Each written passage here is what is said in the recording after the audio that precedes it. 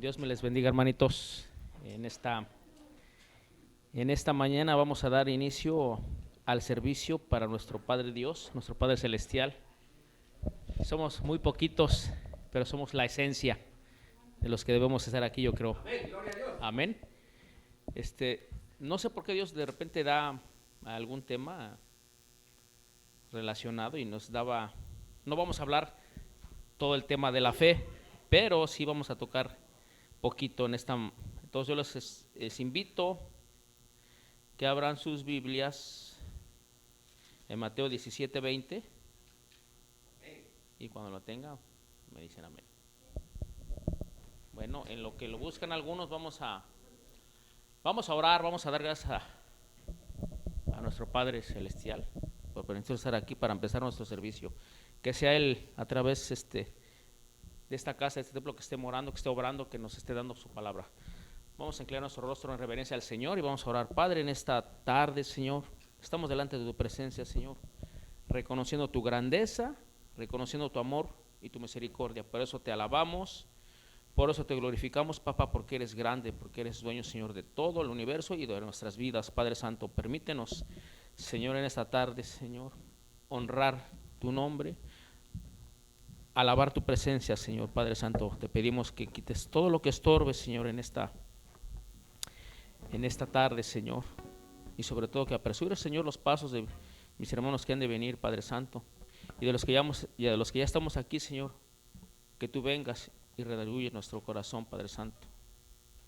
Aun viendo el número de hermanos que estamos aquí, Señor, tu palabra dice que donde 2 o 3 en tu nombre estemos, allí estarás tú, Señor.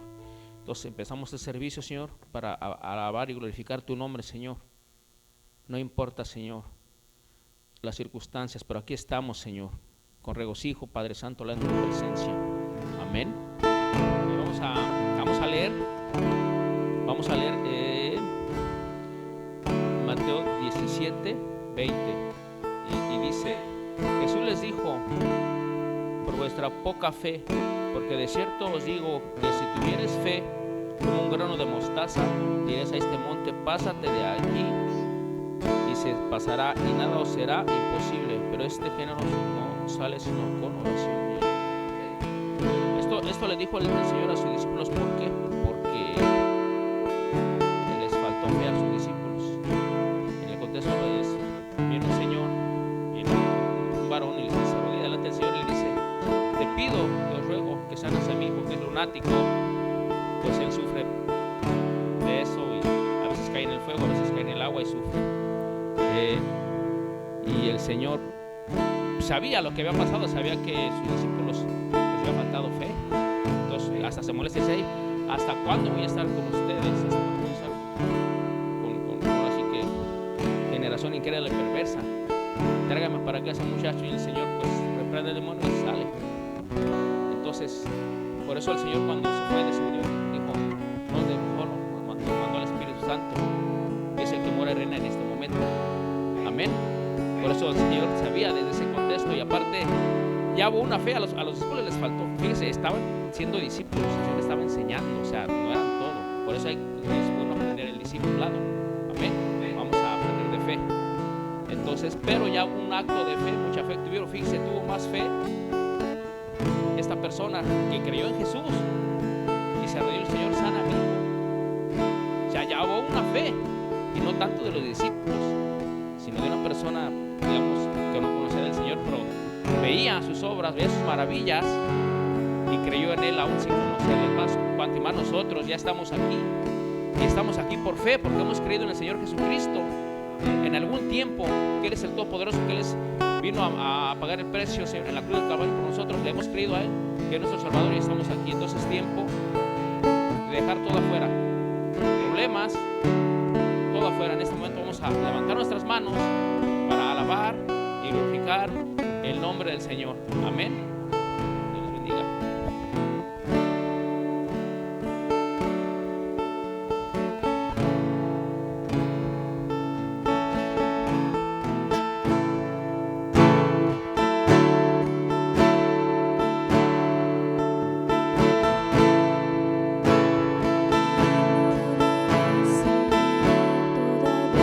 Toda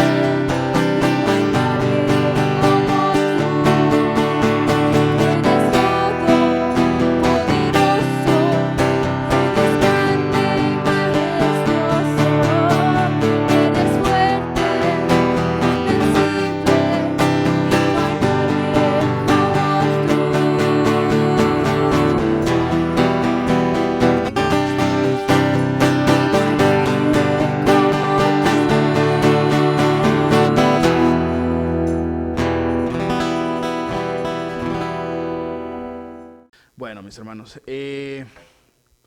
Vamos a hablar el tema de la semana pasada fue la palabra de Dios, y en el discipulado estuvieron hablando ayer mismo de muchas cosas, de verdad. A mí me gustó, me encantó bastante el tiempo que tuvimos de discipulado. Hablaba con mi hermano Gil y no es algo que podamos llevar tan rápido, creo yo. Creo que el paso que él le dio ayer fue pero muy bueno, porque es mucha información para aprender. Y eso es bueno porque yo siempre voy a decir, el cristiano debe buscar cosas que le edifiquen. Siempre debemos de ser edificados. Si no me edifica, ¿para qué lo busco? ¿Para qué lo hago? Porque necesito cosas que me hagan crecer. Y las clases de discipulado, mis hermanos, son perfectas para eso, para crecer. Y eso nos va a ir despertando un hambre que después lo vamos a querer tomar a un nivel teológico.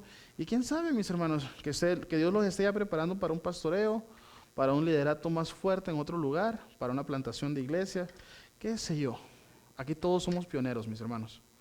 Aquí todos no sabemos para dónde Dios nos va a llevar. Así que con eso, el tema de hoy, mis hermanos, es el arrepentimiento genuino. Y yo creo que quizás muchos, si nos fijamos, Jesús era una persona que su estilo de enseñanza era a través de las parábolas.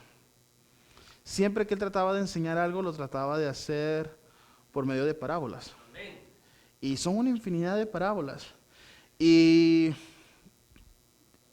por qué enseñaba con parábolas? ¿A qué se debía que siempre tenía que tener una parábola para todo esto? Y a mí me causaba interés porque allá en el libro de Mateos le preguntan los discípulos, Señor, ¿por qué usas parábolas?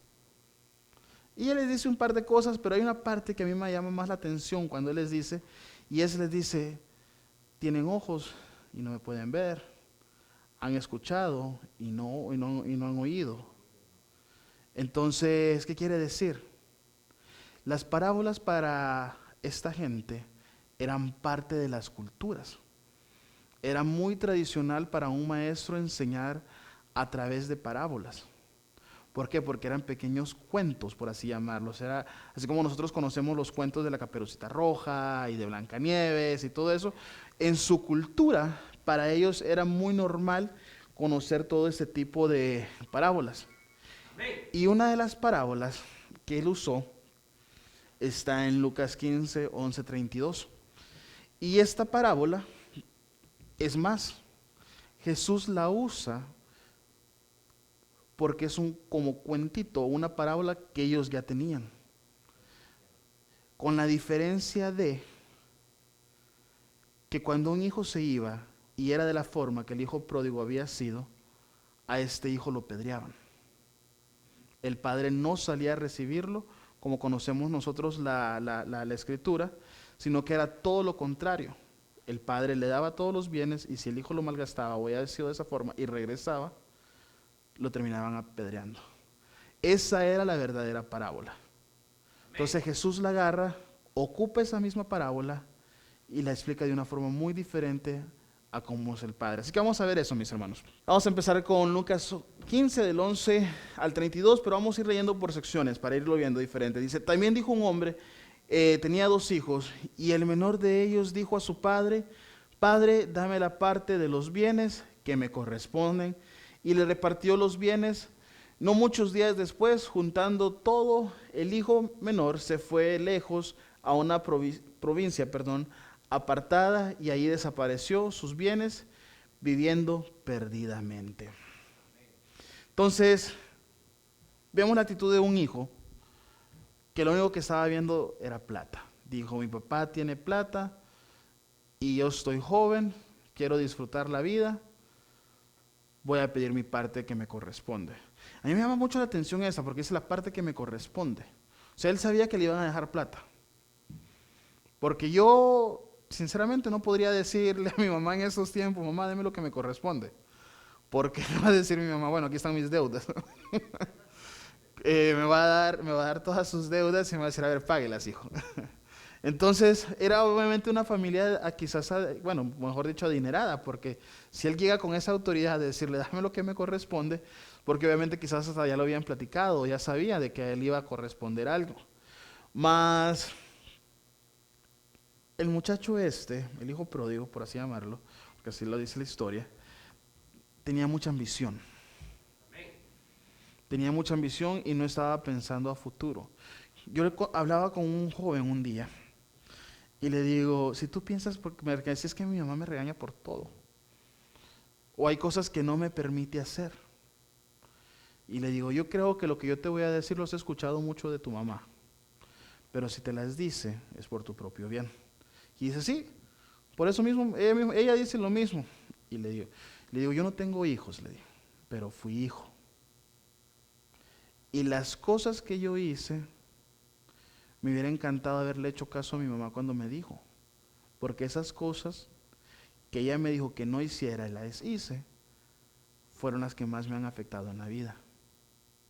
Entonces, si tú le haces caso a tu mamá en estos momentos, no es porque ella quiera complicarte la vida o porque no te quiera o porque quiera que seas una persona aburrida, es simplemente ella sabe y tiene la experiencia.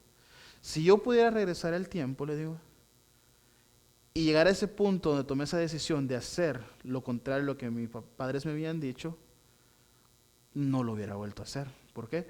Porque hasta hoy en día, a mis 35 años, todavía hay cosas que han sido consecuencias de las malas decisiones que tomé cuando alguien con conocimiento me había dicho que no lo hiciera.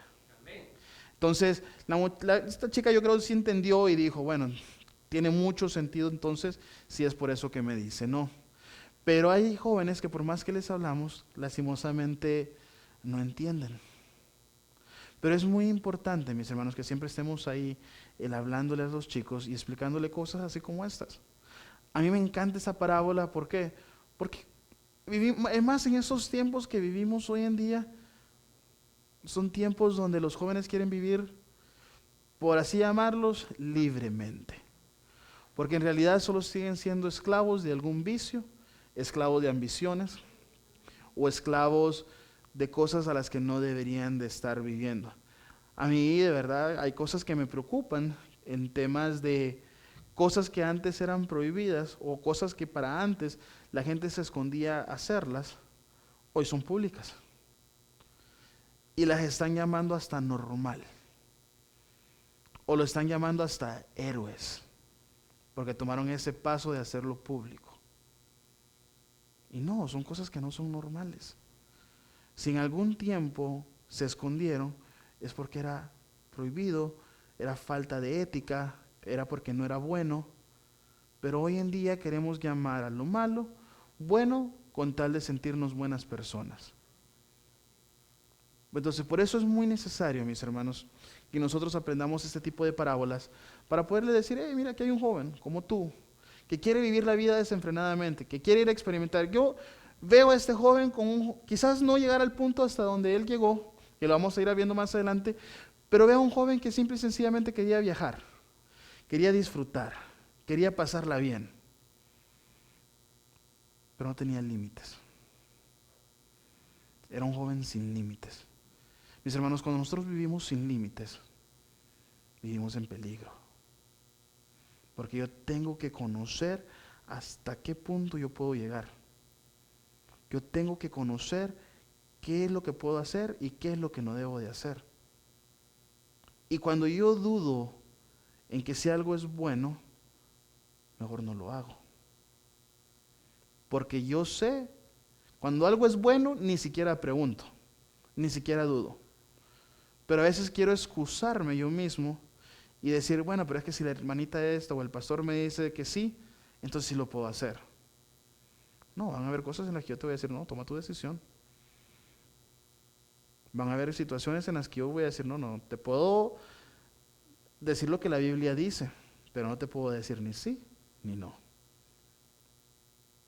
A pesar de ser un guía espiritual, a pesar de querer lo mejor para cada persona, hay momentos en los que a nosotros nos toca dejar a la persona decidir. Pero como personas maduras, como personas cristianas, tenemos que ponernos límites nosotros mismos. De decir, no, hasta aquí. esto es lo más lejos que yo voy. Pablo decía que tu sí sea sí y que tu no sea no. Simple. Si lo puedes, di sí. Y si no lo puedes, di no puedo. Pero seamos personas con límites, mis hermanos. Limitémonos a cosas. Lo segundo dice, se marchó de la casa de su padre a un lugar más lejano. Mis hermanos, esto es lo peor que podemos hacer. ¿Por qué? Porque alejado de nuestros padres, no nos cuidamos igual. La vida de nosotros es mala. Y eso está hablando de una relación entre entre madre e hijo, que estoy hablando ahorita. Ahora imaginémonos una vida alejada de Dios. Si mis camisas, que deberían de ser blancas, pasan a ser amarillas, o si las lavé mal, pasan a ser rosadas, porque lavé ropa de un color con otro que no debía de haber hecho. Imagínense nuestra vida con cosas tan sencillas así como esas, ahora una vida alejada de nuestro Padre Dios. Es una vida de fracasos, es una vida de dolores, es una vida sin sentido, es una vida sin propósito, es una vida mala. Decía un escritor, una vida sin el Espíritu Santo no es vida. Es simplemente estar muerto en vida, y es algo que la Biblia lo dice. Estamos muertos en vida. Estamos muertos en vida. Y por último dice, derrochó todo lo que tenía desenfrenadamente. Imagínense cuánta plata se le habrá dado a este chico. Y en cuestiones, quizás de meses, de días, la Biblia no nos dice en cuánto tiempo, la derrochó toda. La perdió toda. Hay un documental muy bueno, que a mí me gustó, me lo vi hace un par de años, de personas que habían ganado la lotería. Personas que habían ganado millones y millones de dólares. Y en cuestiones de un año, habían pasado de ser millonarios a vivir en la calle. Y millones, ustedes saben cuánto aquí son los millones que da la lotería. Y en cuestiones de un año habían pasado a ser pobres. Por lo menos antes de ganarse la lotería, tenían su trabajito, tenían su casa, su auto. Se gana la lotería, después de un año, boom, sin nada. ¿Por qué? Porque no sabían cuidar su plata. ¿Pero por qué no sabían cuidar su plata? Porque no tenían límites. Pensaron de que podían ir y hacer lo que querían con la plata, endeudarse con casas muy caras, con autos muy caros, y terminan sin tener nada.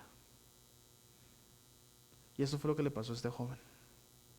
Después de haberlo tenido todo, después de que su padre tenía un cuidado muy especial en su vida, después de haber tenido tanta plata, pasa lo siguiente. Y dice Lucas, y cuando todo hubo malgastado, vino una gran hambre en aquella provincia y comenzó a faltarle, y fue y se arrimó a uno de los ciudadanos de aquella tierra, el cual le envió a su hacienda para que apacentase cerdos, y deseaba llevar su vientre de las algarrobas que caminaban los cerdos, pero nadie le daba. Después de haberlo tenido todo, llega a un punto de estar viviendo ahí con los cerdos. Y no solo ahí, sino que de ver lo que estaba tirado en el suelo donde los cerdos caminaban, y por lo menos quererse comer eso. Y aún con ese deseo de querer comer, nadie le daba. Mis hermanos, cuando nosotros estamos alejados de Dios, dice Juan, el ladrón no viene más que a robar, matar y destruir. No he venido para que tenga vida y la tenga vida en abundancia. Nosotros alejados de Dios, mis hermanos, el diablo lo único que busca es destruirnos. El diablo lo único que busca es que seamos condenados al infierno. El diablo es alguien que no tiene ya salvación, que ya no tiene esperanza, y quiere que vivamos de la misma forma que él. Quiere que nosotros estemos ahí en el suelo tirados y que nunca más nos podamos levantar. Dice, el ladrón no viene más que a robar, matar y a destruir. Y eso es lo que Él quiere. Robarnos nuestra salvación, matarnos espiritualmente y destruir a nuestras familias. Porque eso es lo que pasa alejados de Dios, mis hermanos. Primero, vas a perder tu salvación. Podrás estar en una iglesia, pero si no estás firme, te va a robar esa salvación. Amén. Que es nuestra meta, es lo que queremos alcanzar, es nuestro enfoque. El ojo del cristiano siempre tiene que estar su enfoque en la salvación. Asegurarme de que si hoy llegase Jesús, yo me voy con Él. Esa es mi meta. Sí, cierto, quiero tener un buen auto, quiero tener una buena casa, quiero ser próspero, poner quizás un negocio, no sé, de las diferentes cosas y planes, graduarme de la universidad, los diferentes planes que nosotros tengamos, son cosas buenas. Pero no quiere decir que esas cosas me van a quitar el enfoque de alcanzar mi salvación. Yo tengo que tener ese enfoque. Puedo perder mi casa, pero mi salvación no. Puedo perder mis estudios, pero mi salvación no. Puedo perder mi trabajo, pero mi salvación no. Puedo perder mis amigos, pero mi salvación no. Yo tengo que estar firme y asegurarme de que no pueda perder mi salvación. Porque una vez perdida nuestra salvación, mis hermanos, morimos espiritualmente. Estamos totalmente muertos. No lo notamos. Que ese es el problema más grande de una persona, que podrá estarse revolcando con los cerdos y ni siquiera se da cuenta. No necesito de Dios. Estoy bien así. ¿Cuántas veces hemos escuchado eso? No necesito de Dios. Y vemos la vida de la persona revolcándose con cerdos. Horriblemente. Pero lastimosamente necesitamos seguir luchando y asegurarnos de que podamos llevar esa salvación a ellos, mis hermanos. Y por último, destruye. Miren, mis hermanos, no sé si les comenté antes yo esto. Estando en el campo misionero, yo conocí un chico que tenía un gran futuro en el fútbol. El tipo podía haber jugado en algún equipo profesional, ya sea de Argentina, y si hubiera crecido más, quizás afuera. Buenísimo. Cuando yo lo conocí, él ya tenía 40 años. Pero a sus 40 años agarraba una pelota de fútbol y se la ponía exactamente donde él quería. Hacía unas jugadas, buenísimo el tipo para jugar. Y tuve la oportunidad de jugar con él cuando estuve en el campo misionero. Más la droga lo destruyó a él. Y se metió en muchos problemas. Su madre se gastó toda la fortuna pagando abogados, pagando lugares de rehabilitación, tratando de hacer todo lo posible hasta quedarse sin nada, totalmente en la calle, emproblemados. Los papás casi por separarse, si no se separaban nomás porque el señor no tenía dónde vivir, pero vivían en la misma casa pero separados, constante peleas. Los hijos casi por el mismo camino, separado de su esposa, se vuelve a casar, casi se vuelve a separar de la segunda esposa. Su hija en el mismo camino de la drogadicción. Con una persona, mis hermanos, que muere espiritualmente, puede destruir toda una familia. Amén. Y yo les prometo que es una familia hermosísima. Son personas muy lindas. Lastimosamente, esclavos del pecado. Lastimosamente. Pero, mis hermanos, algo muy interesante de esto es lo que viene. Y dice, volviendo en sí, dijo, ¿cuántos jornaleros en casa de mi padre tienen abundancia de pan? Y yo aquí perezco de hambre. Me levantaré e iré a mi padre y le diré, Padre, he pecado contra el cielo y contra ti. Ya no soy digno de ser llamado tu hijo. Hazme como uno de tus jornaleros. Amén. Yo me imagino, mis hermanos, cuando hablo de destrucción, imagino que el padre de este chico ha de haber estado destruido, pensando a dónde. Los padres conocen a sus hijos. Los padres saben cómo son sus hijos. Y yo me imagino este señor ha de haber dicho, no le va a alcanzar la plata. ¿Qué va a hacer de él si nunca ha podido administrar nada? ¿Qué va a hacer de su vida si no tiene la experiencia, si nunca ha trabajado, si nunca ha hecho nada? Y toda la preocupación. Yo he escuchado a mamás que dicen, yo no me puedo dormir hasta que mi hijo llegue a la casa. Conozco una que dice, en mi trabajo ella dice, el problema de mi hijo está, y señalan mis hermanos, el problema de mi hijo está, dice ella, que él no entiende que hasta que él no llega, yo no me duermo. Y dice, por más que trate, por más que no quiera, yo tengo que esperarlo y sentir que ya llegó. Una vez ya abrió la puerta, no sé cómo viene, dice, pero por lo menos sé que ya llegó acá y que por lo menos va a estar bien. Entonces me imagino yo que el padre ha de haber pasado por todas esas angustias de saber a dónde andará mi hijo, qué estará haciendo, qué consecuencias va a tener todo esto. Y algo importante, mis hermanos, de esta cita bíblica es el arrepentimiento. Si volvemos a leer lo que estaba anteriormente, dice, y volviendo en sí, en ese momento él toma conciencia. En ese momento él se da cuenta que quizás en muchas ocasiones él había dicho, no necesito de Dios. Quizás en muchas ocasiones alguien le había presentado el evangelio y dice, nada, está bien. Pero dice, volviendo en sí, él mismo tomó conciencia. Hubo algo que hizo clic y dice, ¿cuántos jornaleros en casa de mi padre tienen abundancia de pan y yo aquí perezco? ¿Qué tan bueno es estar bajo la sombra del Omnipotente? Y yo me alejo. Y prefiero estar quemándome en los pecados, destruyendo mi vida, cuando podría estar allá abajo de la sombra de mi Padre, disfrutando del gozo y de la paz que solo Él me da.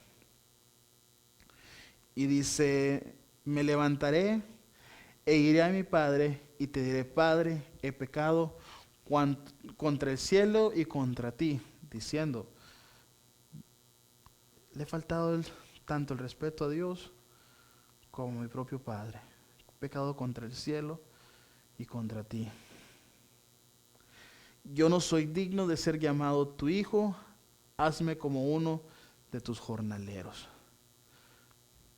Mis hermanos, el arrepentimiento es genuino solo cuando es acompañado de la intención de cambio, de lo contrario no es auténtico.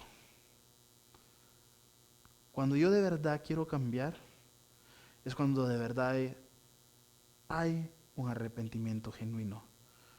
Porque es fácil, mis hermanos, decirle a alguien, sí, voy a cambiar, y no hacerlo. Yo he conocido de casos de noviazgos que ella dice, no, ya no. Y llega el novio y le dice, no, dame una oportunidad más, hoy sí voy a cambiar. Y la misma historia se repite 1, 2, 3 veces hasta que la mujer dice, ya no más. Me cansé y ya no hay un cambio. ¿Pero por qué se debe eso? Porque nunca hubo un arrepentimiento genuino. Porque nunca la persona de verdad quiso tener un cambio diferente. De arrepentirse realmente de lo que ellos son o de lo que estaban haciendo. Dice, el arrepentimiento es útil si conduce a pedir perdón con la decisión sincera de no ofender de nuevo. Cuando yo me arrepiento de algo, es porque ya no quiero volver a ofender a Dios. Cuando yo me arrepiento de mis pecados, es porque ya de verdad no lo voy a volver a hacer. Pero hay personas que viven y dicen, pero es que Dios me perdona. Lo voy a hacer una vez más. Con tal Dios es amor. Sí, pero también es un padre que corrige. También es un buen padre y corrige muy bien a sus hijos. Entonces, dice, conduce a pedir perdón. Entonces, cuando yo le digo, Señor, perdona mis pecados, tiene que ser de corazón, mis hermanos. Y estar sincero de que ya no lo voy a hacer más. De que no puedo seguir viviendo de esa forma. Si yo de verdad quiero recibir la bendición del Padre, es que de verdad tengo que estar arrepentido de lo que estoy haciendo. ¿Y saben qué es lo difícil? Que Él conoce nuestro corazón. Él sabe si de verdad estás arrepentido o no. Él sabe que cuando le estás pidiendo perdón, si es sincero o no. Porque Dios lo sabe todo y lo conoce todo, mis hermanos. Dice, el arrepentimiento genuino debe producir el deseo de no dar marcha atrás, de ser y actuar de manera diferente. Cuando yo tengo un arrepentimiento genuino, mis hermanos, en el tema de la santidad, existe la entera santificación y existe la santidad. Yo no sé si saben la diferencia. La entera santificación es cuando ya estoy lleno del Espíritu Santo, cuando he sido bautizado por el Espíritu Santo. Más el proceso que me lleva hasta ahí es la santificación. ¿En qué momento empieza la santificación? Desde el momento que yo acepto a Cristo. ¿Por qué? Porque cuando yo he aceptado a Cristo de corazón, va a haber un cambio. Va a haber un cambio en la persona. Y desde ahí empiezo a trabajar para llegar hasta la entera santificación, que ya es la llenura del Espíritu Santo. Cuando yo soy bautizado por el Espíritu Santo, cuando recibo mis dones, cuando recibo todas las demás cosas que el Espíritu Santo hace en cada uno de nosotros, por así llamarlo, al siguiente nivel. Que acepto a Cristo y de ahí, pum, salto al siguiente, por llamarlo en niveles. Obviamente no son niveles, mis hermanos, pero ya es un título, ya es algo a lo que yo debo de alcanzar. No me puedo quedar simple y sencillamente con lo poquito que he aprendido. No, yo tengo que llegar hasta esa entera santificación, donde dice, por sus frutos los amén. Entonces, cuando yo empiezo a dar fruto, son los frutos del Espíritu Santo. Se empieza a ver el trabajo del Espíritu Santo en mí. Entonces empieza a producir ese deseo, esa hambre de querer aprender, de querer conocer más de Dios. En el arrepentimiento aprendemos a recapacitar de las cosas malas que hemos hecho. Yo estoy más que seguro que antes de llegar al cristianismo, a mí me hubiera encantado recibir una herencia como la de este tipo, irme por el mundo e irme de fiesta. Pero ahora que ya ha habido un cambio en mí, yo recapacito eso. Y en vez de querer malgastar mi vida en cosas que no me edifican, prefiero invertir eso en otras cosas diferentes. Nos ayuda a tomar la decisión correcta. Aprendemos a decir, Señor, yo sé que he fallado, pero ahora quiero caminar contigo.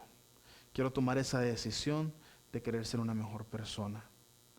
Y por último dice, confesar sus pecados. Mis hermanos, es muy importante, pero muy importante el confesar nuestros pecados. Y si hay un pecado escondido, y si hay algo que no lo podemos dejar, acerquémonos a un hermano de confianza y confesémoslo. Miren, mis hermanos, yo no sé qué hay en esa confesión, pero cadenas se rompen. Algo en el mundo espiritual se rompe cuando ese pecado se lleva a la luz. Acuérdense que la luz siempre va a destruir la oscuridad. Yo puedo entrar al lugar más oscuro, pero si enciendo un fosforito, por muy chiquitito que sea, alumbra todo el lugar. Por más oscuro que sea y por más pequeñita la luz que sea, siempre va a eliminar todo, mis hermanos. Entonces yo necesito llevar a mi pecado, el cual ya no puedo, el cual ya hablé con Dios y por alguna razón no lo puedo dejar, de buscar ayuda y poderlo confesar para poderlo llevar a la luz y que ese pecado sea destruido, mis hermanos. Es muy necesario aprender a confesar nuestros pecados. Primero lo confieso con Dios. Y si por alguna razón no está cambiando, porque me falta tener dominio propio, entonces busco ayuda. No le digo vaya a contárselo a cualquiera, no. Busque a alguien que le va a ayudar con ese problema que tiene. Amén. Dice mi hermana con edificar, para alguien que nos va a poder edificar y ayudar en eso. Seguimos. Dice, y levantándose vino a su padre, y cuando aún estaba lejos, lo vio, y su padre fue movido a misericordia, y corrió y se echó sobre su cuello, y le besó. Y el hijo le dijo, Padre, he pecado contra el cielo y contra ti, y ya no soy digno de ser llamado tu hijo. Pero el padre dijo a sus siervos, sacad el mejor vestido y vestidle, y poner un anillo en su mano y calzado en sus pies. Es fuerte, mis hermanos. En la historia original es todo lo contrario. Apedreen al hijo porque ha fallado, ha pecado, ha sido malo, se gastó todo. Pero dice que aquí no, que allá a lo lejos lo vio, y desde que lo vio él se emocionó. Desde el momento que lo vio él se emocionó y dice, vamos, atiéndanlo, que es mi hijo, ya ha regresado a casa. Y dice, y traed becerro gordo y matadlo, y comamos y hagamos fiesta, porque este es mi hijo, muerto era y revivido, y se había perdido y es hallado. Y comenzaron a regocijarse, y su hijo mayor estaba en el campo. Y cuando vino y llegó cerca de la casa, oyó música y las danzas. Perdón. Y llamando a uno de los criados le preguntó, ¿qué era aquello? Él le dijo, tu hermano ha venido y tu padre ha hecho matar el becerro gordo por haberle recibido bueno y sano. Entonces se enojó y no quería entrar. Salió por tanto su padre y le rogaba que entrase. Mas él respondió, dijo al padre, he aquí tantos años te sirvo, no habiéndote desobedecido jamás. Y nunca me has dado un cabrito para gozarme con mis amigos, pero cuando vino tu hijo, que ha consumido tus bienes con rameras, ha hecho matar para él el becerro gordo. Él entonces le dijo, hijo, tú siempre estás conmigo, y todas mis casas son tuyas. Mas era necesario hacer fiesta y regocijarnos, porque tu hermano era muerto y ha revivido, se había perdido y es hallado. Mis hermanos, la actitud del Padre dice que primero lo vio desde lejos. La mirada de Dios, mi hermano, siempre está en ti. No importa por más lejos que tú estés de Él, Él siempre tiene la mirada firme en cada uno de nosotros, porque está esperando ese momento. Está esperando ese momento donde haya un arrepentimiento genuino en cada uno de nosotros y Él pueda celebrar. Que dice la Biblia que cuando una persona se arrepiente, hay fiesta en los cielos. Amén, gloria a Dios. Porque muertos estábamos espiritualmente y hemos podido volver a renacer.